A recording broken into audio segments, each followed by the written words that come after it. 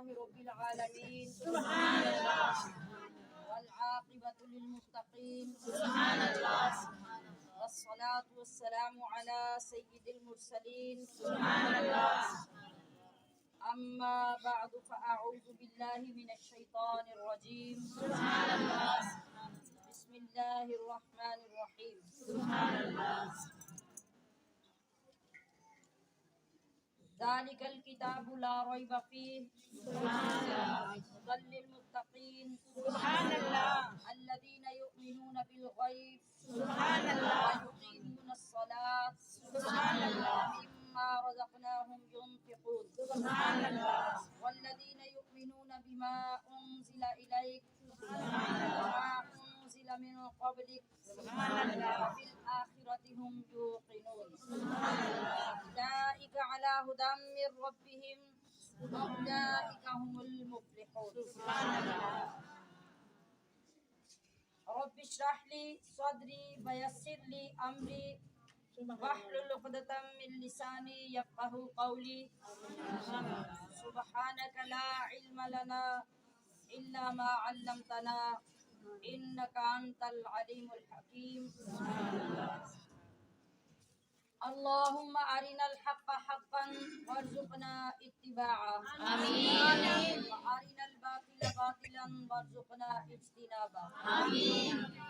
اللهم إنا نسألك علما نافعا آمين. وقلبا منورا آمين. ورزقا طيبا آمين. وعملا متقبلا آمين. إن الله وملائكته يصلون على النبي يا أيها الذين آمنوا صلوا علیہ وسلموا تسلیما زمین و زمان تمہارے لیے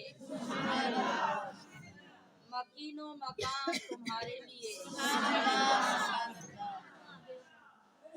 زمین و زمان تمہارے لیے مکین و مکان تمہارے لیے جنین و جناں تمہارے لیے اور بنے دو جہاں تمہارے لیے میرے آقا دہن میں زباں تمہارے لیے دہن میں زباں تمہارے لیے اور بدن میں ہے جان تمہارے لیے ہم آئے یہاں اور اٹھیں بھی وہاں تمہارے لیے تمہاری چمک تمہاری دمک تمہاری چمک تمہاری دمک اور تمہاری جھلک تمہاری مہک زمین و فلک سماک و سمک میں سکہ نشان تمہارے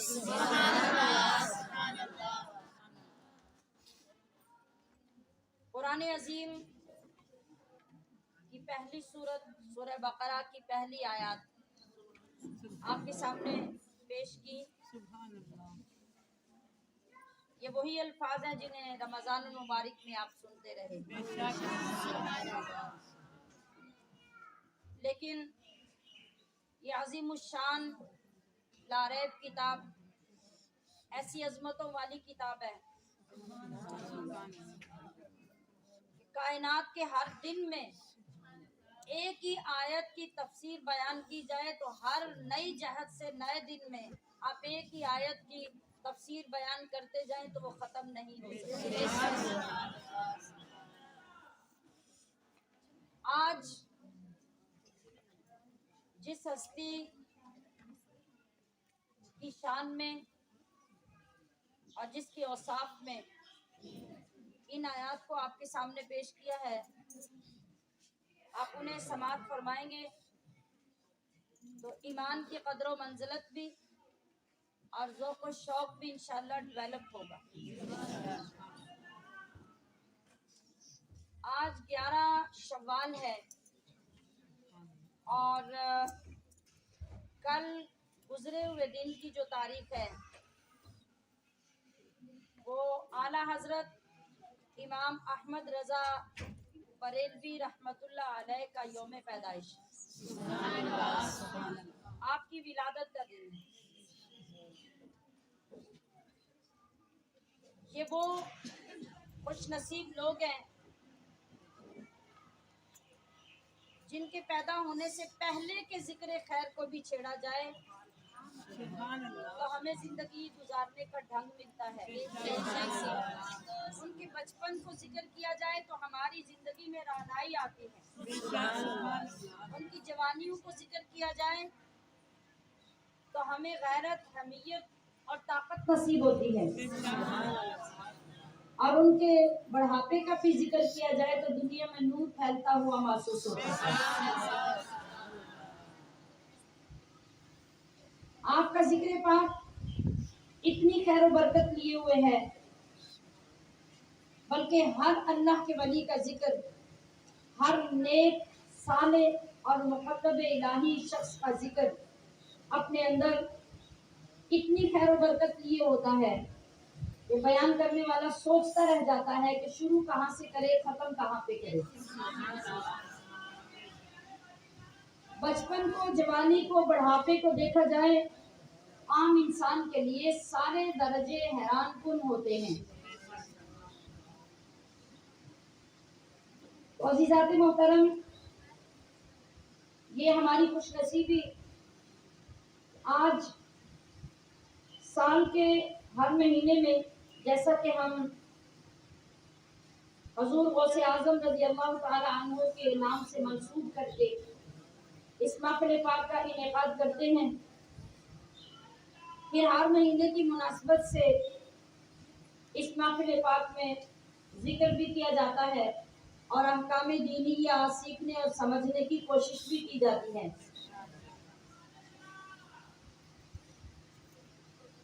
तो शव्वाल का महीना इस लिहाज से हजूर आला हजरत रहमतुल्लाह अलैह की विलादत का महीना है, तो हम आपके जिक्र खैर से बरकत हासिल करके अपनी बख्शिश का सामान भी कर सकते हैं और जिंदगी में अल्लाह की इबादत और रियाजत के साथ साथ अपने महबूब आका के साथ मोहब्बत करने का ढंग भी सीख सकते हैं। क्योंकि हर इंसान की कोई ना कोई पहचान और मार्फत होती है। कोई शख्स किसी वजह से पहचाना जाता है और कोई किसी वजह से, है कि नहीं? हर इंसान में अच्छाइयाँ और बुराइयाँ मिक्स होती हैं और बहुत से लोगों में बहुत सी अच्छाइयाँ होती हैं, मगर किसी ना किसी शख्स में कोई ना कोई एक अच्छाई या एक बुराई ऐसी होती है जो सारी बाकी अच्छाइयों और बुराइयों पे हावी हो जाती है और वो उसकी पहचान बन जाती है। तो हम अगर देखें तो आला हजरत अजीमुल बरकत इमाम अहमद रजा बरेलवी रहमतुल्लाह अलैह को अल्लाह पाक ने वो उलूम व फनून अता किए कि दुनिया उनकी गिनती कर करके हैरान हो जाती है। दुनियावी कोई इल्म ऐसा नहीं जिस पर इमाम अहमद रजा को दस्तरस हासिल ना हो। वो फलसफा हो, वो मंतिक हो, वो रियाजी हो, वो तारीख हो, वो जोग्राफिया हो, हर इल्म आप पे जाके बस हो जाता है। ऐसी महारत, ऐसा आला मर्तबा उसने हासिल किया कि दुनिया के बड़े बड़े प्रोफेसर आपको देखकर हैरान रह जाते हैं। इल्म तफसीर में, इल्म कुरान में, इल्म फिक्र में, इल्म हदीस में, हर इल्म में आपने आला से आला मकाम हासिल किया, मगर पूरी दुनिया में और रहती दुनिया तक ना तो इल्म फलसफा आपकी पहचान बना, ना इल्म रियाजी, ना इल्म तारीख, ना इल्म हदीस, ना इल्म कुरान, ना इल्म तफसीर, बल्कि आज भी किसी जलसे में बैठकर आप नारा लगाएं, एक मखसूस नारा कि इश्क व मोहब्बत, इश्क व मोहब्बत, उसका जवाब आएगा आला हजरत, आला हजरत। तो आज तक भी सदी से ज्यादा वक्त गुजर गया, 100 साल से ज्यादा अरसा गुजर गया और रहती दुनिया तक भी जहाँ भी नारा लगेगा इसके जवाब में आपको जो आवाज सुनाई देगी वो होगी आला हजरत, आला हजरत। यानी समझ क्या आई? समझ ये आई कि तमाम उलूम व جن میں آپ نے اعلیٰ مقام حاصل کیا وہ آپ کی پہچان نہ بنے. آپ کی پہچان کیا چیز بنی؟ رسول اللہ کا عشق اور آپ کی محبت. عشق کا نشان اعلیٰ حضرت ہے. عشق کی پہچان اعلیٰ حضرت ہے. رہتی دنیا تک مسلمانوں کو جو عشق کا سبق پڑھانے والی ذات تھی وہ اعلیٰ حضرت کی ذات تھی. قرآن عظیم نے فرمایا ذالک الکتاب لا ریب فیہ، یہ وہ عظیم الشان کتاب ہے جس میں کوئی شک و شبہ نہیں. ہدی للمتقین، یہ ہدایت ہے پرہیزگاروں کے لیے. پرہیزگار کون ہیں؟ ہم نے رمضان میں بھی مختصر ان کی پہچان حاصل کی. تو پرہیزگار کن کو کہا گیا؟ الذین یؤمنون بالغیب. پہلی صفت پرہیزگاروں کی کیا؟ کہ وہ غیب پر ایمان رکھتے ہیں. اور ایمان کسے کہتے ہیں؟ میں نے ابھی بیان سے پہلے آپ کو سمجھایا کہ آپ بازار میں ہوں تو یقین کریں کہ اللہ میرے ساتھ، گھر میں ہوں تو اللہ میرے ساتھ، کام کاج میں ہے تو اللہ میرے ساتھ. یہ کیا ہے؟ یؤمنون بالغیب. یہ غیب پر ایمان ہے. اللہ دکھتا نہیں ہے، اللہ نظر نہیں آتا، مگر ایمان یہ ہے کہ اللہ میرے ساتھ ہے. اور ساتھ ہونے کا کیا مطلب ہے؟ آپ میرے ساتھ ہیں، آپ میرے ساتھ ہیں. آپ کی موجودگی میں مجھے برا کام کرنے کی جرت نہیں ہے. گناہ کا کام کرتے ہوئے مجھے شرم آئے گی کہ اتنے لوگ مجھے دیکھ رہے ہیں. گالی دیتے ہوئے، بری سوچ کے بات کرتے ہوئے مجھے شرم آئے گی کہ اتنے لوگ مجھے دیکھ رہے ہیں. تو یہ سارے تو لوگ ہیں، یہ سارے تو مخلوق ہیں، یہ تو سارے میرے جیسے ہیں. اور جب میرا یہ یقین پختہ ہو جائے گا کہ میرا رب میرے ساتھ ہے تو میں گناہ کیسے کروں گی؟ میرا رب میرے ساتھ ہے تو میں چوری کیسے کروں گی؟ میرا رب میرے ساتھ ہے تو میں کسی پہ ظلم کیسے کروں گی؟ میرا تو رب میرے ساتھ ہے اور وہ تو میرا معبود ہے، وہ تو میرا خالق ہے، وہ میرا مالک ہے. تو پھر اس کے ہوتے ہوئے اس یقین کے ساتھ تو میں کبھی گناہ نہیں کر سکتی. تو یؤمنون بالغیب کیا ہے؟ یؤمنون متقین کی پہلی صفت کہ وہ غیب پر ایمان لاتے. اور یؤمنون بالغیب ویقیمون الصلاۃ، وہ نمازوں کو قائم رکھتے ہیں. کبھی کبھی فارمیلٹی کے لیے پڑھ نہیں لیتے، یا پڑھنے میں بھی انہیں دقت نہیں ہوتی. نہیں، وَيُقِيمُونَ الصَّلَاةَ، وہ نمازوں کو قائم رکھتے ہیں. کبھی ادھر ادھر نہیں ہونے دیتے، کبھی سستی نہیں ہونے دیتے، کبھی غفلت نہیں ہونے دیتے، کبھی تاخیر نہیں ہونے دیتے. جائے کہ نماز ہی جاتی رہے، اس کا تو سوال ہی پیدا نہیں ہوتا. اور وَمِمَّا رَزَقْنَاهُمْ يُنْفِقُونَ، اور وہ اللہ کے دیے ہوئے میں سے خرچ کرتے ہیں.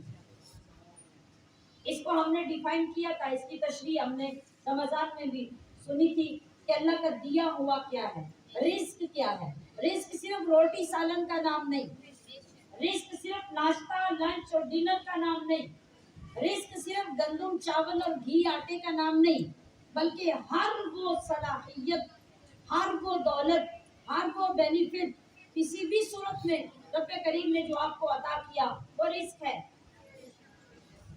اور وہ جو بینیفٹ ہے یا جو دولت ہے یا جو آپ کے لیے فخر کا باعث ہے، وہ سب سے پہلے آپ کی اولاد بھی ہے. تو اولاد کا بھی خرچ کرنا اس کے اندر آئے گا. اولاد کو خرچ کرنا کیا ہے؟ اولاد کو رب کے دین کے لیے پیش کر دینا، اللہ کی رضا کے لیے اس کی بارگاہ میں پیش کر دینا، یہ اولاد کا خرچ ہے. مال میں پیسہ بھی ہے، دولت بھی ہے، غلہ بھی ہے، کھانے پینے کی اشیاء بھی ہیں، پراپرٹیز بھی ہیں. یہ سب ان میں سے اللہ کی راہ میں پیش کرنا، یہ بھی اس خرچ میں آتا ہے. اور جو روزمرہ کی ضروریات ہیں ان میں سے خرچ کرنا، یہ بھی اللہ کے دیے ہوئے میں سے خرچ کرنے میں آتا ہے. آپ کو اللہ نے صلاحیت عطا کی، کوئی فن عطا کیا، کوئی فن عطا کیا، کوئی کاریگری عطا فرمائی، علم عطا فرمایا، وہ دینی ہے یا دنیاوی ہے، وہ ظاہری ہے یا باطنی ہے. ان تمام چیزوں کو جب آپ نے خرچ کیا تو تب کامل خرچ کرنے والے بنے. خرچ کرنے کا مطلب کیا ہے؟ ہمارے اندر جو لالچ پیدا ہوتا ہے، ہمیں اگر تھوڑا سا کسی چیز میں عبور حاصل ہو جائے، فن ہمارے پاس آ جائے، تو ہم کیا کرتے ہیں؟ ہم بارگیننگ کرتے ہیں، ہم کمٹمنٹ کرتے ہیں، ہم رقم طے کرتے ہیں۔ مثال کے طور پہ آپ کے پاس کوئی ہنر ہے، آپ چھوٹا سا ہنر کسی کو سکھانے کے لیے اس کی مجبوری سے فائدہ اٹھاتے ہیں۔ چھوٹا سا کام سکھانا ہے، آپ کہیں گے کہ 10,000 فیس ہوگی، اس کے بغیر میں نہیں سکھاؤں گا۔ یہ آپ نے خرچ نہیں کیا، یہ آپ نے دوسرے کی مجبوری سے فائدہ اٹھایا۔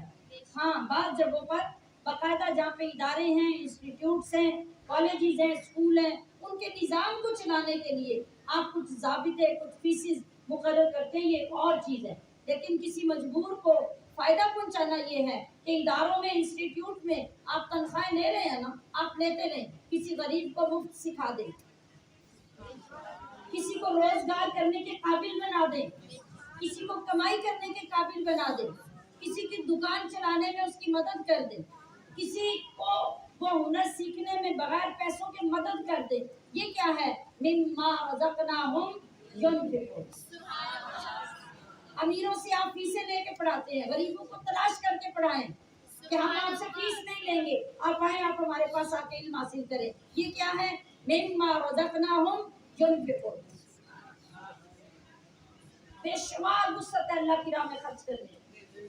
تو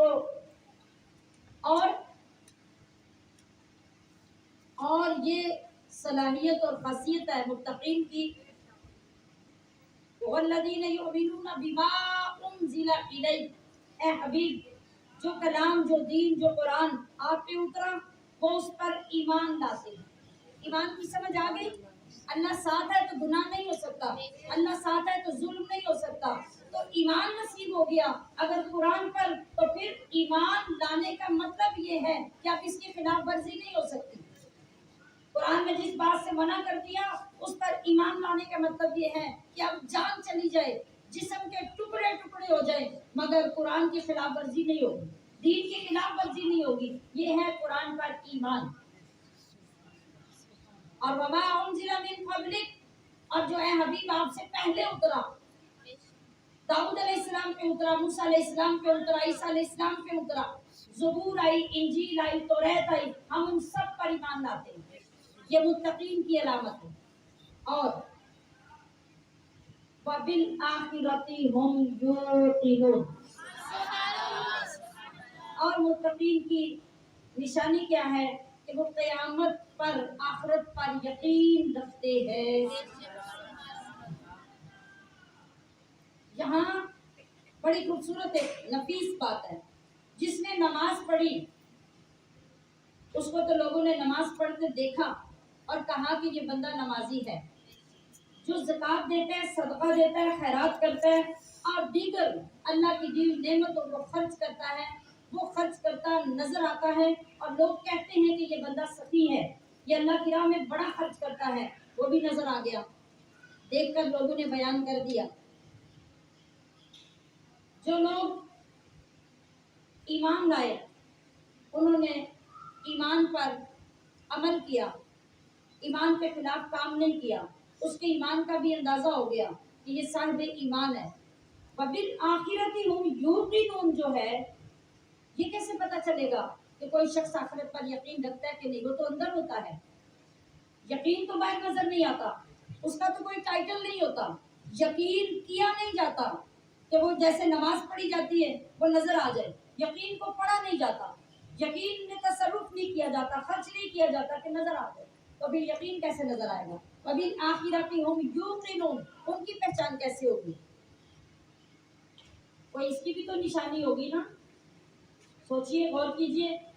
تو یہ آخرت کے یقین کی نشانی یہ ہوگی کہ ہماری زبانوں پر آخرت کا ذکر ہوگا، ہمارے اعمال میں آخرت کی فکر ہوگی، ہمارے احوال میں آخرت کا ذکر غالب ہوگا، اور ہمارے اعمال یہ بتائیں گے کہ ہمیں آخرت میں جا کے حساب دینے کی فکر ہے، اس لیے ہم برا کام نہیں کرتے، ہمیں قبر اور حشر میں جا کے اللہ کو جواب دینے کی فکر ہے، اس لیے ہم ہر وقت اس کا تذکرہ کرتے ہیں، ہم اس سے ڈرتے رہتے ہیں۔ تو یہ علامت دوسروں کو بتائے گی کہ اس بندے کا آخرت پر بڑا یقین ہے۔ सवाल ये पैदा होता है हमशीरान मोहतरम कि क्या हमारे अमाल में ये सारी चीज़ें आया हैं? क्या हमें देखने वाला फौरी तौर पे फैसला कर सकता है कि हमारा आखिरत पे बड़ा कामिल यकीन है, हमारी नमाजें कायम हैं, हमारे ईमान बड़े मजबूत हैं, हमने कभी किसी पे जुल्म नहीं किया, कभी किसी से ज्यादती नहीं की, कभी हमारी नमाज कज़ा नहीं हुई? अगर ये सब चीज़ें हमारे अंदर देखने वालों को नजर नहीं आती तो फिर इसका मतलब ये है कि हम अभी मुत्तकीन की लिस्ट में शामिल नहीं हुए। ये पहला सफ़ा है कुरान पाक का। अगर इसी पर अमल नहीं तो आगे कैसे होगा? तो इस पे अमल के लिए, इसके सफर के लिए, इसमें आगे बढ़ने के लिए जरूरत किस चीज की है कि हम मुत्तकी बने, परहेजगार बने, अल्लाह से डरने वाले बने, आखिरत से डरने वाले बने, नबी के अहकाम पे अमल करने वाले बने, अल्लाह की किताब की एक एक आयत को मानने वाले और उस पे अमल करते नजर आने लग जाए तो हम कुरान के पहले सफे पे अमल करने वाले बनते हैं। आज जिस हस्ती का जिक्र हम करने जा रहे हैं, आगे अगली आयत के अंदर जो सर्टिफिकेट मिल रहा है इन सारे काम करने वालों को, वो क्या है? उलाइका अला हुदम मिर रब्बिहिम व उलाइका हुमुल मुफ्लिहून। कौन? जिन्होंने कुरान से हिदायत ली, जिन्होंने नमाज कायम की, जिन्होंने अल्लाह की राह में अपनी दौलतें खर्च की और जो पहली किताबों पर और कुरान अजीम पर ईमान लाए और आखिरत पर जिनका यकीन कामिल हुआ, ये वो लोग हैं जिनको अल्लाह ऐलान करके बता रहा है कि इनको देख लो, ये दोनों जहानों में कामयाब होने वाले। तो दोनों जहानों में कामयाब तरीन वो शख्सियत जिसका नाम मैंने लिया, आला हजरत अजीमुल बरकत इमाम अशाह अहमद रजा बरेलवी रहमतुल्लाह अलैह, ये कैसे कामयाब हुए और क्या मकामात रब्बे करीम ने इनको अता फरमाए। 10 शव्वाल हफ्ते के दिन आपकी विलादत होती है। 4 साल की उम्र में हजरत इमाम अहमद रजा नाजरा कुरान करीम मुकम्मल फरमा लेते हैं और 4 साल की उम्र ही में आप फसीह जुबान के साथ अरबी में गुफ्तगू करने के काबिल हो जाते हैं। ये हमारे बच्चों ने जिन्होंने शहादतुल आलमिया दौरा हदीस मुकम्मल किया, उन्होंने रमज़ान शरीफ में अरबी लैंग्वेज कोर्स किया, इनसे पूछें दिन रात की मेहनत और 8 साल पहले पूरी किताबें हदीस पढ़ने के बाद अभी ये कितनी गुफ्तगू करने के काबिल हुए हैं, कितनी गुफ्तगू फिल बदी कर सकते हैं, फसीह तरीके से कर सकते हैं, ये कोई इनसे पूछे।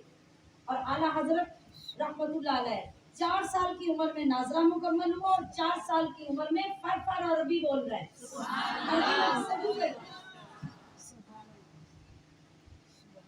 और 6 साल की उम्र जब हुई तो 6 साल की उम्र में दलाइल के साथ, तफसीलात के साथ, कुरान और हदीस के रेफरेंसेस के साथ शानदार तफसीली बयान करने के काबिल हो गए। मजमे के सामने खड़े होके घंटों बयान फरमाते हैं।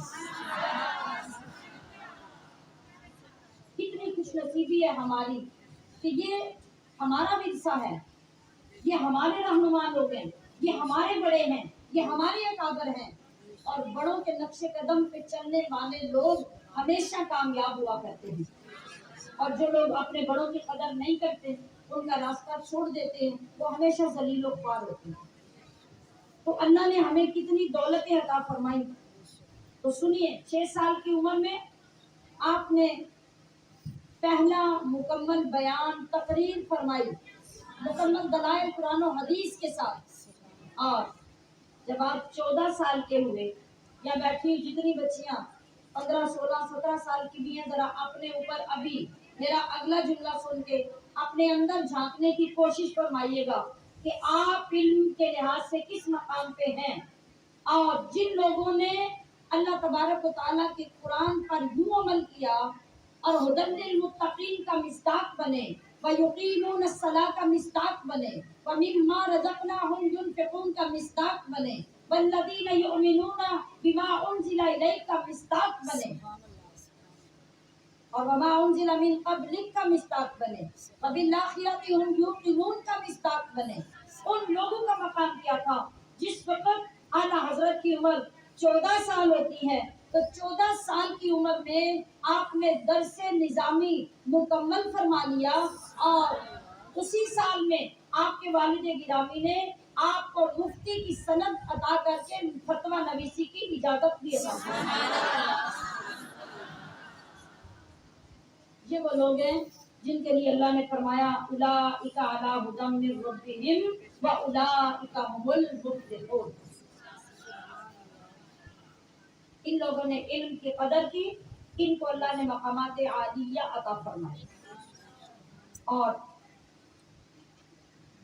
19 سال کی عمر تھی آپ کی۔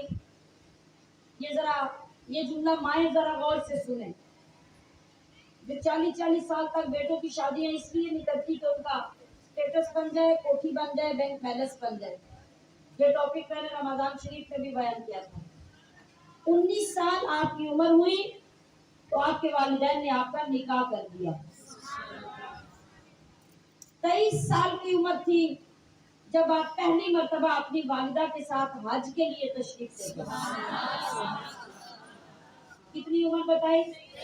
اچھا، اب یہاں ہم نے کیا سننا ہے کہ وَبِالْآخِرَةِ هُمْ يُوقِنُونَ، اس کا مظاہرہ آپ کی ذات کے اندر کتنا ہے، اور آپ کی ذات کا جو پہلو میں عرض کرنے لگی ہوں آپ کے سامنے، وہ نبی علیہ الصلوۃ والسلام کے ساتھ اور اللہ کی ذات کے ساتھ اور دین اسلام کے ساتھ عشق و محبت کی جو جھلکیاں تھی وہ کس شان کے ساتھ ظاہر ہو رہی تھی، اب اس سفر کے اندر آپ اسے ملاحظہ فرمائیں گے۔ کتنی عمر؟ 23 سال۔ ہمارے پاس پڑھنے والی بچیوں میں اکثر بچیوں کی عمر 23، 24، 25 سال بھی ہوتی ہے، اور وہ بمشکل درس نظامی کے تیسرے چوتھے سال میں پڑھنے تک پہنچتی ہیں، اور 6 سال ان بچوں پہ محنت کر کے انہیں قرآن کی ایک آیت سیدھی پڑھنی نہیں آتی، اور سینکڑوں دعائیں یاد کروا دی جائیں تو ان دعاؤں کے متعلق یقین ہمارے اندر نہیں اترتا۔ 23 سال کا نوجوان کتنا بڑا ہوتا ہے؟ آپ کے گھروں میں بہت سے آپ کے بیٹے 23، 24، 25 سال کے بھی ہوں گے۔ 23 سال کا بچہ ماں کے ساتھ حج کرنے جا رہا ہے، اور وہ زمانہ جو حج کرنے کا ہے وہ ہوائی جہاز کا نہیں، بحری جہاز کا، سمندری جہازوں کے ذریعے حج ہوتا ہے، اور 6 مہینے سمندر میں گزر جاتے ہیں، تب لوگ جا کے پہنچتے ہیں حج کے لیے حرمین شریفین۔ بحری جہاز کا سفر شروع ہے، کافی سفر ہو گیا، این سمندر کے وسط میں کپتان نے اعلان کر دیا کہ سمندر کے حالات خطرناک ہو رہے ہیں، خبریں مل رہی ہیں کہ سمندر میں طوفان اٹھ رہا ہے، اور طوفان اتنا تیزی سے آگے بڑھ رہا ہے کہ اب ہم جہاز کو سنبھال نہیں پائیں گے، لہذا جو شخص اپنا کوئی بھی انتظام کر سکتا ہے وہ کر لے۔ جہاز یعنی شپ جو ہے، 2-3 منزلہ شپس ہوتے ہیں نا، نیچے کی منزل پہ عورتیں ہیں، اوپر کی منزل پہ مرد ہیں۔ اعلیٰ حضرت کی والدہ نیچے کی منزل پہ عورتوں کے ساتھ ہیں، اعلیٰ حضرت مردوں والے کھانے میں اوپر ہیں، اور جب اعلان سنا تو ماں ہوتی ہے جس کو کبھی بھی اپنی فکر نہیں ہوتی، چلے میں بچہ ہو تب بھی بچے کی فکر ہوتی ہے، وہ 90 سال کا ہو جائے تب بھی اسے بچے کی فکر ہوتی ہے۔ تو ماں نے جب اعلان سنا تو فوراً اوپر کے تختے پہ آئی، اوپر کی منزل پہ پہنچی بیٹے کے پاس، کہا احمد رضا اعلان سنا کہ جہاز تو تباہ ہونے والا ہے، اب کیا ہوگا؟ کہا اماں جان آپ سکون سے جا کے بیٹھ جائیں۔ کہا بیٹے عجیب بات ہے، کپتان اعلان پہ اعلان کر رہا ہے جہاز تباہ ہونے والا ہے، اور تم یہ کہہ رہے ہو کہ میں جا کے آرام سے بیٹھ جاؤں، میں کیسے آرام سے بیٹھ جاؤں؟ کہا بات یہ ہے کہ جس وقت میں جہاز پہ سوار ہوا تھا تو میرے آقا، میرے مولا، میرے مولا، میرے مولا محمد رسول اللہ نے بحری جہاز یا کشتی پہ سوار ہونے کے لیے جو دعا ہمیں تلقین فرمائی ہے آپ کے بیٹے نے وہ دعا پڑھ لی تھی اور دعا یہ تھی سبحان الذی سخر لنا ھذا وما كنا له مقرنین اور بسم اللہ مجریہا ومرساہا ان ربی لغفور رحیم. تو اماں جان میں نے یہ دعائیں پڑھ لی تھی جہاز پہ سوار ہوتے اور میرے نبی کا یہ فرمان ہے میرے محبوب آقا کا یہ فرمان ہے کہ جو سواری پہ سوار ہوتے یہ دعا پڑھ لے گا وہ راستے کی مشکلات اور مصیبتوں سے محفوظ ہو جائے گا. تو اب احمد رضا 100 بار کیا ہوا کپتان کا اعلان نہیں سنے گا اپنے مصطفیٰ کے فرمان کو جانا. تو اماں جان میرا یقین کامل ہے کہ ہمارا جہاز ڈوب نہیں سکتا. یہ دعا ہماری کتابوں میں ہے کہ نہیں ہماری احادیث کی بکس میں ہے کہ نہیں ہم اس کو یاد کرتے ہیں کہ نہیں. پھر کبھی سوچ آئی کہ اس کو پڑھنے کے لیے کتنا یقین درکار ہے. نہیں ہم عادتیں بناتے ہیں عبادتیں نہیں بناتے. ہم ہر کام عادت سے کرتے ہیں عادت بن گئی بس اٹھتے ہوئے یہ کرنا ہے یہ عادت ہو گئی بیٹھتے ہوئے یہ کرنا ہے یہ عادت ہو گئی. یاد رکھیے ثواب عادتوں کا نہیں ملتا ثواب عبادتوں کا ملتا ہے اور فیض عادتوں کا نہیں ملتا فیض مصطفیٰ سے محبت اور یقین کے ساتھ ملتا ہے. جب آپ کا یقین کامل ہے آپ کے لیے فیض ہی فیض ہے اور جب آپ اندر سے ڈگمگا رہے ہیں تو آپ کے لیے فیض نہیں ہے. ماں خاموش ہو گئی جا کے بیٹھ گئی. طوفان آیا جہاز ڈگمگاتا رہا ابھی گیا تو ابھی گیا مگر سب آنکھوں سے دیکھ رہے تھے محسوس کر رہے تھے کلمہ طیبہ کا ورد ہو رہا تھا. ابھی لگ رہا تھا کہ اگلے لمحے اب جب جہاز بولے گا تو دوبارہ بیلنس نہیں ہو سکے گا مگر چلتا رہا. طوفان آیا اتنا طوفان آیا کہ بچنے کی کوئی صورت نہ تھی مگر آخر کار وہ جہاز بچا اور بچ کر کنارے پہ جا کے لگ گیا. آقا حضرت نے حج بھی کیا ماں نے حج بھی کیا حج کر کے واپس بھی آ گئے مگر وہ جو خوف تھا وہ ماں کے دل میں بیٹھ گیا. کہا بیٹے اب جب تک میں زندہ ہونا تم نے دوبارہ حج کے لیے نہیں جانا تم نے دوبارہ حج کے لیے نہیں جانا. جو تکلیف میں نے برداشت کی میں دوبارہ برداشت نہیں کر سکتی. اگر میں تمہارے ساتھ نہیں بھی جاؤں گی تو میرا دل ہر لمحہ یہ سوچے گا کہ اب پتہ نہیں پھر یہ ہو رہا ہوگا اب پھر وہ ہو رہا ہوگا. لیکن خدا کی قسم اعلیٰ حضرت نے جو یہاں یقین کی کیفیت دکھائی اگر ہمیں اس کا 10واں حصہ بھی نصیب ہو جائے تو ساری زندگی میں خیر ہی خیر ہے. مگر یہ کب ہوگا جب ہمارے اندر جذبہ اعلیٰ حضرت والا آئے گا. اگر ہم ان کی زندگی سے یہ سیکھ کر اس کو اپنانے کی کوشش کریں گے تو یہ انعام و اکرام آج بھی ہمارے منتظر ہیں. ہمارا المیہ یہ ہے ہم کسی بھی اعلیٰ شخصیت کے ڈے پر اس کا ڈے اس طرح سیلیبریٹ کرتے ہیں کہ اس کی باتیں اس کے واقعات سنا کر سن کر انجوائے کرتے ہیں تعریف کر کے چلے جاتے ہیں مگر ان کا امپلیمنٹ اپنے اوپر کرنے کی نہیں سوچتے. جس دن ہم نے یہ سوچ لیا کہ اس کا امپلیمنٹ ہمارے اوپر ضروری ہے یقین کیجئے فضائل بدل جائیں گی ہوائیں بدل جائیں گی اللہ کے فیصلے وہ ہمارے اوپر ہونا شروع ہو جائیں گے جو ہمارے اکابر پہ ہوتے رہے جو فیض وہ حاصل کرتے رہے وہ آج ہمیں بھی ملتا رہے.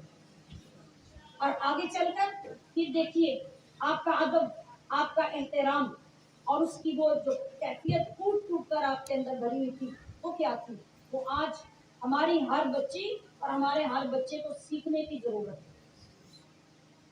کچھ عرصہ گزرا آپ تو خاموش رہے کہ میری ماں نے مجھے منع کیا لہٰذا اب میں کیسے جا سکتا ہوں.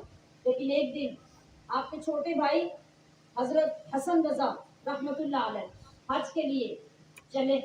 آپ کا قافلہ نکلا تو آپ روتی آنکھوں کے ساتھ ان کو الوداع کر کے آئے. الوداع تو کر آئے مگر دل پھٹنے کو ہے دل ٹکڑے ٹکڑے ہونے کو ہے برداشت نہیں ہوا. کہاں چلیں ٹرائی کرنے میں کیا حرج ہے. وہاں سے آئے قافلے تو آگے پیچھے جاتے تھے نا وہاں سے آئے تو کہا سوچتا ہوں غور کرتا ہوں ہمت کرتا ہوں کہ اماں جان کی خدمت میں عرض کروں کہ بھائی چلے گئے تو احمد رضا کے لیے پیچھے جینا بڑا مشکل ہے. तो भाई तो हज पे चला गया और मैं पीछे तड़पता रहूं। वो कोई हमारी तरह हज पे जाने वाले तो नहीं थे। वो थे कि जब मदीना तैयबा गए तो वहां जाके फिरते थे, घूमते थे, तड़पते थे कि मैं यहाँ क्यों आया हूँ, मेरे आने का यहाँ मकसद क्या है। कि अगर मैं यहाँ आके अपने आका को मिल नहीं सकता, फिर अंदर अंदर आवाजें उठती हैं, ख्यालात पैदा होते हैं और अंदर से जवाब आता है कि अहमद रजा तेरी क्या औकात है, तेरी क्या हैसियत है कि कोई तुझसे पूछे, तेरा क्या मकाम है कि कोई तुझसे पूछे कि तू यहाँ क्या लेने आया है। इस पे तड़प तड़प कर, पुकार पुकार कर शेर लिखते भी हैं, फिर पढ़ते भी हैं और फिर वो इस शान से कबूल होते हैं कि खुली आंखों के साथ मोहम्मद मुस्तफा आकर अपने दीदार से नवाजते हैं और वो इनाम इकराम अता करते हैं जो लाखों में से किसी एक को हुआ करते हैं। ये तो वो अहमद रजा थे। तो भला भाई को जाते देखकर कैसे पीछे रह जाते। जब नहीं बर्दाश्त हुआ तो अपने घर में आए और घर में आकर अंदर पैगाम भेजा और अपना घर, दो जुमले जरा गौर करें कि आज जो हमारी बेटियां, बहनें और माएँ ये कहती हैं ना कि अपने घरों में भी रहने का क्या फायदा जहाँ इतनी पाबंदियां हैं, और हमारे घर के वो मर्द जो बाहर से आते हैं और उन्हें आके दरवाजा बजाना पड़े तो वो औखी होती है और गालियां देते हुए घर में दाखिल होते हैं। ये उन मर्दों को जाके सुनाइए। आला हजरत रहमतुल्लाह अलैह ने बाहर मर्दान खाने से मुलाजिम को अंदर भेजा, माँ के पास पैगाम देके कि आपका बेटा अंदर आना चाहता है। शरीफों के घरों के इंतजामात कैसे होते कि जनान खाने और मर्दान खाने जुदा जुदा होते और मर्दान खाने में मर्द सारा दिन गुजारते और रात को जब जनान खाने में आने लगते तो उस वक्त आते जब औरतें अपने अपने काम करके अपने अपने कमरों में चली जाती, तब मर्दों को घर के अंदर आने की इजाजत होती। ये था शरीफों का माहौल। वो फर्मा बरदार बेटा बाहर से पैगाम भेजा कि बेटा अंदर आना चाहता है। अंदर से जवाब दिया कि माँ सो रही हैं, माँ सो रही हैं। बेटा बाहर से पैगाम भेज रहा है, कहा कि बस मुझे उनके पास जाने की इजाजत दे दे, रास्ता बना दे। रास्ता बना दिया गया। अब माँ सोई है, दिल तड़प रहा है, उधर गुंबदे खजरा निगाहों में है, उधर काफिलों के जाने का गम है, इधर माँ को जगाने की हिम्मत नहीं। ये बेटा है, माँ को जगाया नहीं बल्कि आके कदमों में बैठ गए और कदमों में अपने होंठ रख दिए कि मेरी माँ जागे तो मैं अपना मुद्दा पेश करूं। ये थे आदाब और इन आदाब की वजह से उधर रब के अहकाम की फर्माबरदारी, उधर महबूबे करीम से इश्क व मोहब्बत की इंतहा और इधर वालिदैन के अदब की इंतहा थी। तब ये सारी चीजें जमा हो जाती हैं, फिर कभी वो से पाक बनता है, कभी आला हजरत बनता है। आज अगर एक बेटा प्रोफेसर बन जाए तो वो कॉलेज में प्रोफेसर नहीं होता, वो माँ का भी प्रोफेसर होता है। वो डॉक्टर बन जाए तो वो माँ का भी डॉक्टर होता है, वो सिर्फ हॉस्पिटल में डॉक्टर नहीं होता। वो डीएसपी बन जाए तो वो डीएसपी बन के माँ के सामने भी आता है, उसी अकड़ से बात करता है। और इधर देखिए, इधर मकाम ये है कि आपके असातिज़ा में से एक उस्ताद हैं मुहद्दिस सूरती रहमतुल्लाह अलैह। आप जिस मजलिस में बयान करते हैं आला हजरत का जिक्र करते हैं, जिस जगह पे आप बयान करते हैं वहाँ आला हजरत का जिक्र बड़ी मोहब्बत से, बड़ी तारीफों के साथ करते हैं। कुछ जो आपके इर्द गिर्द रहने वाले लोग थे उन्होंने पूछा, हजरत आप आला हजरत के शागिर्द भी नहीं है, आला हजरत के मुरीद भी नहीं है, बल्कि आप तो उनके उस्तादों में शामिल है। मुहद्दिस सूरती रहमतुल्लाह अलैह आला हजरत के उस्तादों में हैं। तो लोगों ने पूछा कि हजरत आप उनका तज़किरा ऐसे करते हैं जैसे वो आपके पीर हूँ या वो आपके उस्ताद हूँ, इसकी क्या वजह है? जो आला हजरत के उस्ताद थे उन्होंने जवाब दिया कि बात ये है कि मैंने जो चीज अपने मुर्शिद से भी नहीं सीखी, अपने उस्ताद से भी नहीं सीखी, वो मैंने अहमद रजा से सीखी है और वो है मोहब्बत और इश्क़ मुस्तफा। इसलिए मैं हर जगह उसका तज़किरा, اس لیے کرتا ہوں کہ اس سے مجھے وہ دولت ملی جو کائنات میں کوئی مجھے اور نہ دے سکا. تو پتہ کیا چلا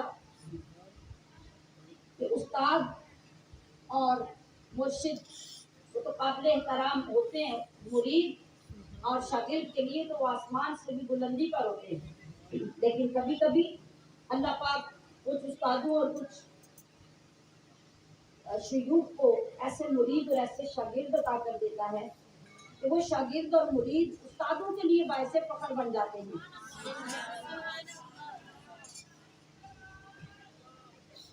تو اس سے جو ہمارے سبق کی بات ہے وہ کیا ہے، یعنی ہم نے صرف اعلیٰ حضرت کا ذکر نہیں کرنا بلکہ اپنے عمل کے لیے جو چیز نکالنی ہے کہ آپ جس مقام اور جس مرتبے میں بھی پہنچ جائیں، جب آپ کے اندر اپنے اساتذہ، اپنے شیوخ اور ماں باپ کا ادب و احترام نہیں ہے تو آپ کو کبھی اعلیٰ مقام نہیں مل سکتا. جس شخص نے جس زمانے میں بھی اعلیٰ مقام حاصل کیا اس نے سب سے پہلے ماں باپ کا ادب و احترام کیا، پھر اساتذہ اور شیوخ سے محبت کی انتہا کی، خود سپردگی کی انتہا کی اور ان سے اس انداز سے سیکھا جو سیکھنے کا انداز تھا. تو اللہ نے وہ عزتیں، وہ مقامات عطا فرمائے جو بیان سے باہر ہو جاتے ہیں. یہ تو بڑی پیچھے کی بات ہے، یہ کل کی بات ہے. حضرت شاہ احمد نورانی رحمۃ اللہ علیہ،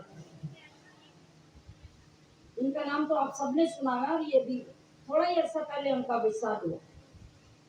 آپ سے، آپ کے اور بھی بھائی تھے، آپ کے کسی دوست نے آپ سے پوچھا کہ بھئی آپ کی والدہ حیات ہے تو آپ کی والدہ کو آپ نے اپنے پاس رکھا ہوا ہے یا باقی بہن بھائیوں میں سے کسی کے پاس ہے؟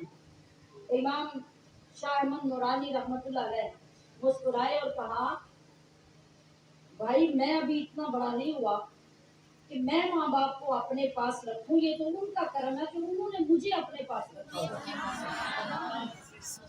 یہ ہوتے ہیں آداب اور یہ ہوتی ہے عاجزی اور انکساری اور مقامات کی معرفت. ماں ان کے پاس رہ رہی، شادیوں کے بعد یہی ہوتا ہے نا. کتنے گھروں میں کیا ہوتا ہے کہ سارے بیٹوں میں سے کوئی ایک بیٹا بھی مستقل رکھنے کو تیار ہی نہیں ہوتا، اور پھر کیا ہوتا ہے، پھر باریاں لگ جاتی ہیں. 6 مہینے ماں تیرے پاس رہے گی، باپ میرے پاس. ان بیچاروں کو آخری عمر میں جدا کر دیا جاتا ہے. ماں میرے پاس، باپ تیرے پاس، یا مہینہ تیرے گھر تو مہینہ میرے گھر، یہی ہوتا ہے. اور پھر فخر سے بتاتے ہیں تو ماں باپ کو کسی نے نہیں رکھا، وہ تو میرے پاس رہتے ہیں. اور فرما برداری کا مقام کیا ہے، عاجزی کیا ہے، اور مقام شناسی کیا ہے کہ شاہ احمد نورانی رحمت اللہ علیہ جیسے اتنے جلیل القدر عالم ہے، دنیا میں مقام و مرتبہ ہے، لیکن بات کیا کر رہے ہیں کہ یہ تو میری ماں کی مہربانی کہ انہوں نے مجھے اپنے پاس رکھا. آپ کے الفاظ سے آپ کا ادب جھلکتا ہے، اور کبھی کبھی ایک جملہ آپ کی بہت بلندی کا باعث بن جاتا ہے. اللہ پاک ان جذبات کو دیکھتا ہے، جب اس کے ہاں قبول ہو جاتے ہیں تو پھر آپ کے مقامات کی کوئی حد نہیں رہتی. تو بے شمار لوگوں نے دین کا کام کیا، رسول اللہ کی عظمت کا کام کیا، آپ کی ناموس کا کام کیا، آپ کی سنت پہ کام کیا، لیکن اعلیٰ حضرت رحمت اللہ علیہ نے جو کام کیا، کسی شاعر نے لکھا کہ وادی رضا کی کوہ ہمالا رضا کا ہے. کوہ ہمالا یعنی بلند ترین پہاڑوں پہ چلے جاؤ، وہاں بھی سکہ اعلیٰ حضرت کا، اور اتر کر نیچے وادیوں میں آ جاؤ، یہاں بھی سکہ اعلیٰ حضرت کا. کہاں وادی رضا کی کوہ ہمالا رضا کا ہے، جس سمت دیکھو وہ علاقہ رضا کا ہے. اور پچھلوں نے تو لکھا بہت کچھ علم دین پر، پچھلوں نے یعنی جتنے علماء اپنے اپنے دور میں گزرے سب نے، پچھلوں نے تو لکھا بہت کچھ علم دین پر، جو کچھ ہے اس صدی میں وہ تنہا رضا کا ہے.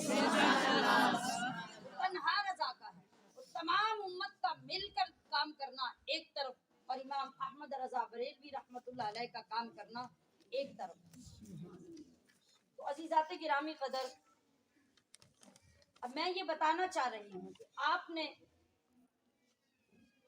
ہر شعبے میں کام کیا، اور बुलंद तरीन मकाम मर्तबा हासिल किया कि आपका कोई सानी ना बन सकता।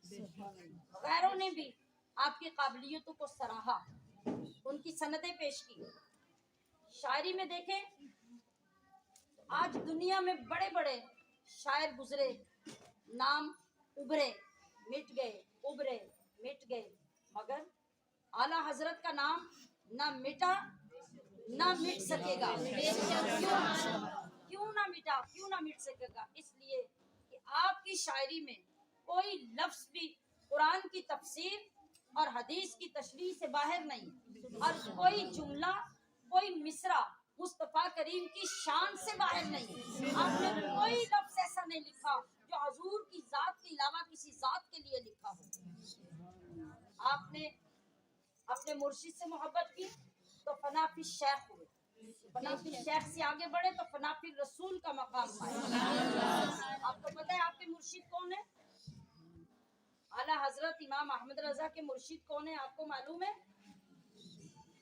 ये मालूम होना चाहिए, हर मुसलमान को मालूम होना चाहिए। और जब मालूम हो जाएगा तो आपका फख्र दुगना हो जाएगा। हर महीने 11वीं शरीफ के नाम पर जिस शख्सियत की बारगाह में फैज की तलब के लिए आप बैठते हैं वो कौन है? सब बोले वो कौन है? हजूर गौसे आजम अब्दुल कादिर जीलानी रहमतुल्लाह अलैह। और यही मुर्शिद है आला हजरत इमाम अहमद रजा। इमाम अहमद रजा आपके जलीलुल कद्र खुलफा में है, और आपको जो निस्बत, जो मोहब्बत, जो अकीदत अपने मुर्शिद हजूर गौसे पाक के साथ है, आज आप इस वक्त समझे कि यक वक्त आप दो हस्तियों के कदमों में बैठे हुए हैं। आज के दिन में आपको इमाम अहमद रजा बरेलवी का फैज भी मिल रहा है और अब्दुल कादिर जिलानी बगदादी का फैज भी मिल रहा है। और इमाम अहमद रजा आपके शागिर्दों में कितने बड़े बड़े जलीलुल कदर उलमा हैं जो आज भी दीन की पहचान है, आज भी जिनके नाम से लोगों के अकायद पहचाने जाते हैं, लोगों का इल्म पहचाना जाता है, मकाम व मर्तबा पहचाना जाता है। और आपकी अजमत और अपने शेख के साथ आपकी निस्बत और मोहब्बत का आलम क्या है? मैं ये पॉइंट क्यों आउट कर रही हूँ? इसलिए कि हम जो निस्बतें कायम करते हैं ना अपने पीरों के साथ, तो हम यही समझते हैं कि हमारा इतना ही बड़ा एहसान है कि हम जाके किसी के हाथ पे बैत हो गए, तो हमने किसी को पीर बना लिया तो पीर पर ये हमारा एहसान है। अब बाकी सारे काम पीर के हैं। अपनी पढ़ी हुई नमाजें भी हमें दे दे, अपने रोजे भी हमें दे दे, अपने वजीफे भी हमें दे दे। हमारी ये थोड़ी हिम्मत है कि हमने जाकर उसकी बैत कर ली है। और बड़ी बात होगी तो साल के बाद जाके ईद दे आए, दाने दे आए, चावल दे आए, ये हमारे पीरों का हक है। पीरों का हक ये नहीं है। मुस्तफा करीम सल्लल्लाहु अलैहि वसल्लम ने जब हजरत रबिया से कहा था कि सल रबिया, ए रबिया तूने मेरी इतनी खिदमत की कि मुझे राजी कर दिया, अब मैं तुझसे कहता हूँ कि तेरा जो दिल चाहे मुझसे मांग ले।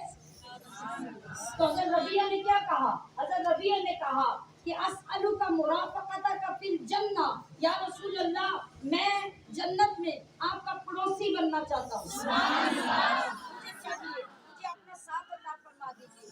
तो नबी करीम सल्लल्लाहु अलैहि वसल्लम ने ये नहीं फरमाया कि या रबिया ठीक है जन्नत डन हो गई। आपने फरमाया कि अगर तुझे जन्नत का शौक है तो फिर मेरी मदद जन्नत हासिल करने में अपने सजदों की ज्यादती से, क़याम की ज्यादती से, नमाज की ज्यादती से करो ताकि तुम्हें जन्नत दिलाना आसान हो जाए।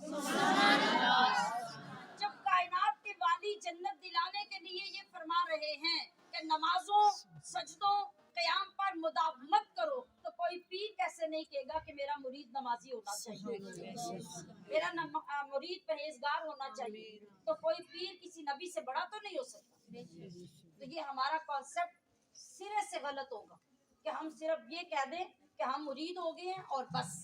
मुरीद होने का ये मतलब है कि जो कोताहियां मुरीद हुए बगैर आपसे होती थी, अब आपको डर पैदा हो जाए। अकेला बच्चा होता है ना, वो अपनी मर्जी से काम करता है। जब बाप सर पे खड़ा हो आप वो गलती नहीं करता। तो मुरीद کہ سر پہ جب پیر آتا ہے تو اس کا یہ مطلب نہیں کہ ہمارے سر پہ پیر کھڑے ہو گئے ہیں لہٰذا وہ فرشتوں سے بھی اوپر چلے گئے ہیں، جنت اور دوزخ ان کے کنٹرول میں آ گئی ہے، نہیں۔ اب اس کا مطلب یہ ہے کہ پیر کا ڈنڈا ہمارے سر پہ، اب ہمارے اندر جو غفلت اور کوتاہی ہے وہ پیدا نہیں ہونی چاہیے۔ اور پھر اپنی ہر مرضی، اپنی ہر خواہش، اپنا ہر عمل، وہ سب کا سب اپنے پیر کے تابع کر دیا جائے گا۔ تب اس پیر کی رضامندی کے بعد آپ پہ جو نظر ہوگی اس کا مقام کیا ہوگا، سنیے۔ اس کا مقام جو اعلیٰ حضرت نے ہمیں دکھایا اور اعلیٰ حضرت نے جو فرما برداری اور اپنے مرشد عبد القادر جیلانی سے محبت اور عشق کر کے دکھائی، وہ کیا ہے؟ آپ کے بڑے بڑے شاگردوں میں سید نعیم الدین مراد آبادی رحمۃ اللہ علیہ اور امجد علی اعظمی رحمۃ اللہ علیہ، جنہوں نے بہار شریعت لکھی ہے، بڑی مشہور ترین کتاب فقہ کی، یہ آپ کے شاگرد ہیں۔ اور ایک اور صاحب، یہ تین حضرات جو ڈائریکٹ اعلیٰ حضرت کے شاگرد تھے۔ دورہ حدیث کی کلاسیں چل رہی ہوتی ہیں، رات کو دیر دیر تک امام احمد رضا اپنے ان شاگردوں کو بٹھا کر کام کرواتے ہیں، فتوے لکھواتے ہیں، حدیثیں تلاش کرتے ہیں، تحقیق کا کام ہو رہا ہوتا ہے۔ مگر کچھ دنوں کے بعد، بڑی توجہ سے سننا ہے، کچھ دنوں کے بعد رات کا وقت ہوتا ہے تو اچانک اعلیٰ حضرت فرماتے ہیں کہ چلیں کام چھوڑ دیں، کل کام کریں گے۔ شاگرد کہتے ہیں کہ حضرت اتنا کام بکھرا پڑا ہے، کتابیں بکھری پڑی ہیں، کام یہ اس سٹیج پہ پہنچ چکا ہے، اتنا تھوڑا کام رہ گیا ہے۔ آپ فرماتے نہیں، بس فوراً کام چھوڑ دیں، کل کام کریں گے، آپ اٹھ کے چلے جائیں۔ کہتے ہیں کہ ہم چلے جاتے، حضرت دروازہ بند کر کے لائٹ آف کر دیتے، اپنے حجرے کی لائٹ آف کر دیتے، ہمیں باہر نکال دیتے، دروازہ بند کرتے۔ کئی مرتبہ ایسا ہوا تو اب وہ کہتے ہیں کہ ہم بڑے متجسس تھے، ہم کھوج میں تھے کہ آخر یہ معاملہ کیا ہے۔ عام دنوں میں ایسا ہوتا ہے کہ ہم اٹھنا چاہیں تو حضرت فرماتے ہیں کہ کام مکمل کر کے اٹھنا ہے، اور جب آپ کا دل کرتا ہے تو آپ کہتے ہیں کہ اچانک فوراً اٹھ کے چلے جائیں، فوراً دروازہ بند ہو جاتا ہے، اندر سے دیا بند ہو جاتا ہے اور ہمیں باہر نکال دیا جاتا ہے۔ آخر مسئلہ کیا ہے؟ اب یہ جو تین علماء تھے نا، انہوں نے کہا کہ ہم نے مشورہ کیا، بس اب تو ہم نے کچھ نہ کچھ معلوم کر کے ہی چھوڑنا ہے۔ پرانے زمانے میں جو دروازے ہوتے تھے، دو دروازے یوں بند کیے جاتے تھے تو معلوم ہے کہ باریک باریک سوراخ بیچ میں رہ جاتے ہیں، جہاں سے لائٹ بھی نظر آتی اور کچھ نہ کچھ پتہ چلتا کہ اندر کیا ہو رہا۔ کہنے لگے کہ جب دروازہ اعلیٰ حضرت نے بند کیا اور بند کرنے کے ساتھ ہی اندر سے دیا بھی بجھا دیا، اندھیرا ہو گیا۔ آج تو ہم نے مشورہ کر لیا کہ آج ہم نے دروازے سے دور نہیں جانا، کچھ بھی ہو جائے ہم نے جاننا ہے کہ آخر مسئلہ کیا ہے۔ اب جو دو علماء تھے، ایک تو امجد علی اعظمی رحمۃ اللہ علیہ، دوسرے کا نام اس وقت میرے ذہن میں نہیں، اور تیسرے حضرت سید نعیم الدین مراد آبادی۔ اب اعلیٰ حضرت امام احمد رضا بریلوی رحمۃ اللہ علیہ کا ترہ امتیاز اور آپ کی حضور نبی کریم سے محبت، آپ کا عالم یہ تھا کہ کسی جگہ پر کوئی سید بچہ بھی نظر آ جاتا تو آپ اسے اپنے سر کا تاج سمجھتے، حتیٰ کہ مجلس کے اندر بیٹھے ہوئے اگر کوئی سید آپ کی مجلس میں موجود ہوتا تو جتنا لنگر دوسروں کو دیا جاتا اس سے دگنا لنگر سید کو دلاتا۔ اب سب نے نبض پہ ہاتھ رکھا، انہوں نے کہا کہ اگر ہم نے کوئی بات کی نا تو ہماری تو شامت آ جائے گی، تو چونکہ نعیم الدین صاحب سید ہیں، ان کو آگے کر دو، سب کی بچت ہو جائے گی۔ شاگرد بھی تو پکے سیاستدان ہوتے ہیں، تو انہوں نے کہا کہ سید نعیم الدین مراد آبادی کو آگے کر دو۔ بڑا ٹائم جب دروازہ بند ہوا وہ باہر بیٹھ گئے، دیکھا کہ تھوڑی دیر کے بعد دیا جو پہلے بند ہوا تھا اب دیا تو بند ہے مگر کمرے کے اندر اجالا ہو گیا، کمرے کے اندر اجالا ہو گیا، اور جب اس سوراخ کے اندر سے دیکھنے کی کوشش کی گئی تو دیکھا کہ جو پلنگ اعلیٰ حضرت کا ہے اس पलंग के ऊपर कोई लेटा हुआ है और आला हजरत उसके पैरों की तरफ बैठ के उसके पैर दबा रहे हैं और साथ साथ बातें हो रही हैं। गुफ्तगू आहिस्ता आहिस्ता चल रही है और अरबी में गुफ्तगू हो रही है। पूरी आवाज तो बाहर नहीं आती लेकिन गुफ्तगू का पता चल रहा है और साथ खिदमत हो रही है। काफी देर इसी तरह गुजर गई कि अचानक कमरे के अंदर से उजाला खत्म हो गया और यकदम आला हजरत ने दरवाजा खोला तो सामने ये तीनों लोग बैठे। कहते कि हमने नईमुद्दीन को आगे कर दिया, कहा कि जवाब तुम दोगे। आला हजरत ने पूछा ये क्या हरकत है? ने कहा हजरत इतने अरसे से हम देख रहे थे कि आप इस तरह करते हैं तो हमारे अंदर अजीब सा तजस्सुस था, हमने देखा और आज हमने जो मंजर देखा बस अब हमसे कुछ ना पूछिए, आप बताइए कि ये सब क्या था। कहा नईमुद्दीन तुम्हारी बात को मैं रद्द नहीं कर सकता वरना ये पूछने वाली बातें नहीं। सुनो, अगर तुमने पूछ ही लिया तो तुम जितने बड़े भी आलिम हो जाओ, जिस जगह पे जाके रुक जाते हो जहाँ तुम्हें कोई उलझन या शकल पैदा हो जाता है तो तुम वो मसला लेके मेरे पास आते हो, तो जरा सोचो कि मुझे भी तो अपने किसी बड़े से लेने की जरूरत है। तो ये जो तुमने कमरे का मंजर देखा, आके मेरे पलंग पे लेटने वाले गौसे आजम मेरे मुर्शिद और जितने मेरे उलझे हुए मसाइल होते हैं जब वो तशरीफ लाते हैं तो मैं उनकी खिदमत भी करता हूँ और उनसे सारे मसाइल पूछ भी लेता हूँ। ये होता है मुरीद और मुर्शिद का रिश्ता और ये राह जाते नहीं मिला करता। जो आपके हम सब के लिए जो सबक है वो ये है कि इस रिश्ते को कायम करके हम किस तरह यहाँ पहुँच सकते हैं। ये उसी सूरत में कि जब अपनी जात को मुरीद मुर्शिद की जात में फना कर देता है, अपनी ख्वाहिशात को खत्म कर देता है, अपनी मर्जी को खत्म कर देता है, अपने हर अमल को सुन्नत रसूल और मुर्शिद की आदत के मुताबिक ढाल लेता है, तब जाके ये मकाम मिलता है। इस वक्त फिर मुर्शिद सर पे आता है और यहाँ से आगे फिर जो मकाम आपको बारगाहे रिसालत मुआब सल्लल्लाहु अलैहि वसल्लम में है वो क्या है? एक शामी बुजुर्ग गुजरे हैं जिनका ताल्लुक आला हजरत के इलाके और आला हजरत के जमाने के बड़े मारूफ लोगों के साथ था। हत्ता के उनके सनद और उनकी रासखियत के अंदाजे के लिए एक बात अर्ज करती हूँ कि वो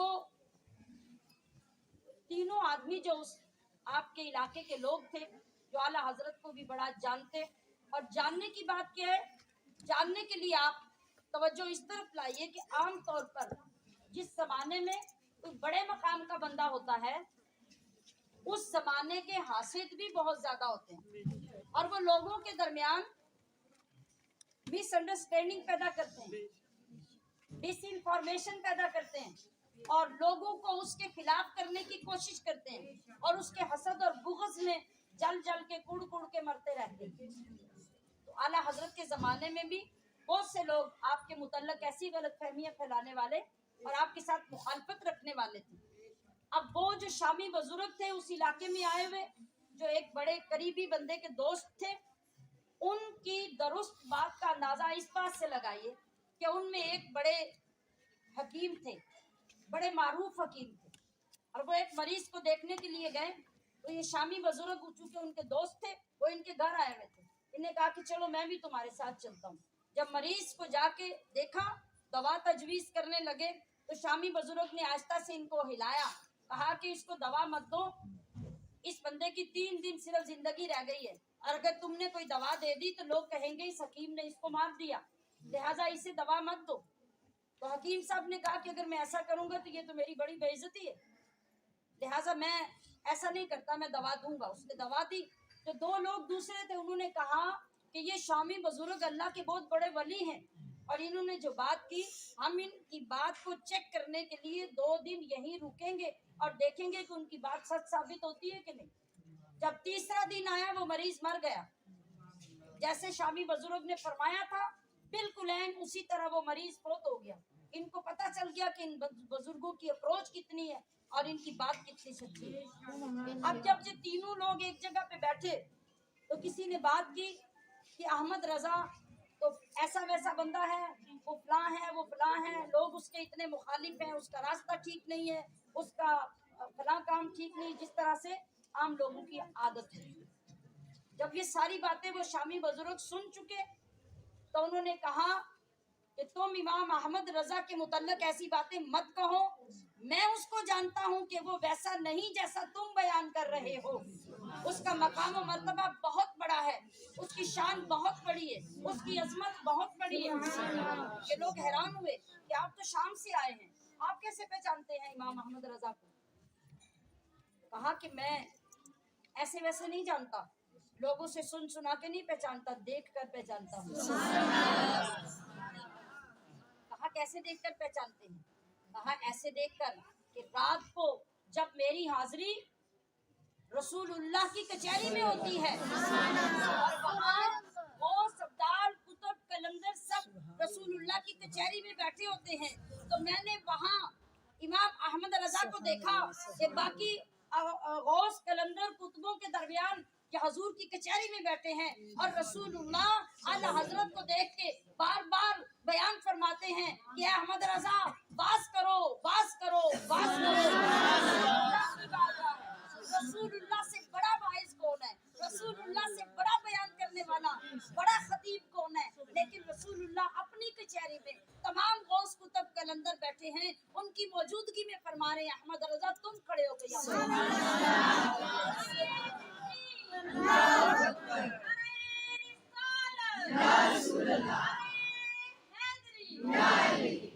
इसी तरह एक बुजुर्ग गुजरे हैं शेख हुसैन रहमतुल्लाह अलैह, उन्होंने एक मर्तबा इस तरह रास्ते में आला हजरत को आते देखा। आपके शेख हुसैन रहमतुल्लाह अलैह के बहुत सारे शागिर्द मुरीद, एक बड़ी साहिब मकाम हस्ती है खुद, वो आ रहे हैं और उनके साथ भी बहुत से लोग हैं।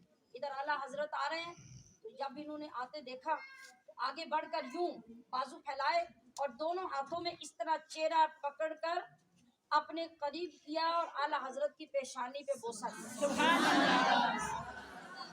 दूसरे मुल्क से आए थे, शाम से आए थे और इन्होंने तो इनको देखा भी नहीं था, तो आपके शागिर्द और मुरीद बड़े हैरान हुए। देखे ना, आप सारे लोग अक्सर मेरे साथ महफिलों में बैठे होते हैं और ज्यादातर लोगों को जानते होंगे आप जो मुझसे मिलने आते हैं, महफिलों में आते हैं, और अगर कोई अजनबी बंदा या ऐलान किया जाए या वैसे पहली मर्तबा महफिल में आए और मैं उसके साथ इस तरह बिहेव करूं जैसे मैं पुराना उसको जानती हूँ, तो आप हैरान होंगे ना कि भाई आपने तो पहले कभी इसका जिक्र नहीं किया और हमने कभी इसको देखा नहीं, तो आप ऐसे बिहेव कर रहे हैं जैसे पहले से आपको मिलने वाले। तो जब हजरत शेख हुसैन ने आगे बढ़कर इमाम अहमद रजा रहमतुल्लाह अलैह के माथे को चूमा तो शागिर्दों ने कहा हजरत आप इनको जानते हैं, आप इनसे मिले हुए हैं? तो हजरत ने कहा नहीं, मैं इनसे ना मिला हुआ हूँ ना मैं इनको जानता हूँ, मगर ये सामने से आ रहे हैं और मैं इनको दूर से आते देख रहा हूँ कि इनके माथे से जो नूर निकल रहा है मैंने उस नूर को देख के आगे बढ़ के इनकी पेशानी को बोसा किया। आते मोहतरम वो नूर मुझे और आपको तो नजर नहीं आता। हमारी गुनाहगार आंखें किसी के नूर को कैसे देखेंगी जब तक हम अपनी आंखों के नूर को साफ नहीं करेंगे। तो पता चला कि किसी लाल और किसी मोती की कीमत को जौहरी ही जानता है, कोई आम बंदा नहीं जानता। तो आला हजरत का मकाम हो या उलमाए दीन का मकाम हो, जब तक कोई खुद किसी मकाम पे फाइज नहीं होगा वो इन बुजुर्गान दीन के मकामात को ना समझ सकता है ना जान सकता है। लेकिन याद रखिए कि किसी के मकाम के जानने का ये मतलब नहीं कि हम उसकी ज़िंदगी की वाक़यात और उसकी अजमतों को बयान करके वाह वाह करके नारा लगा के उठ के चले जाएं। नहीं, उनके जिक्र करने का मतलब ये है कि हम सोचें कि हम अगर उनके नाम पे चलते हैं, उनके रास्ते पे चलते हैं, तो ये चीज़ें हमारे अंदर कितनी आई हैं और हम इनको हासिल करने के लिए कोशिश कितनी करते हैं।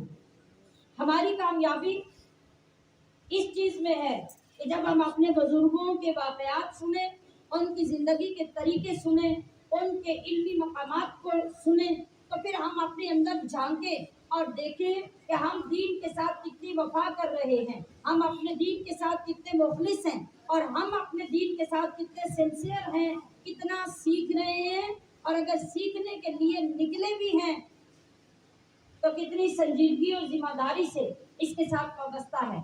और फिर माँ बाप सोचे कि ये माँ और ये बाप जिन्होंने मुआशरे को ये फर्जंद दिए, अगर ये फर्जंद मुआशरे में ना आते तो दीन की बका ना होती, दीन आज इन सदियों के बाद भी इतनी शान शौकत के साथ मौजूद ना होता। तो आज की माँ अगर अपनी हर बेटी और हर बेटे को दीन से दूर रखेगी, दुनिया की तरफ ले जाएगी और खुद सिर्फ महफिल सुनकर ये समझेगी कि मैंने दीन का हक अदा कर दिया, तो कभी क़यामत तक हक अदा नहीं हो सकता।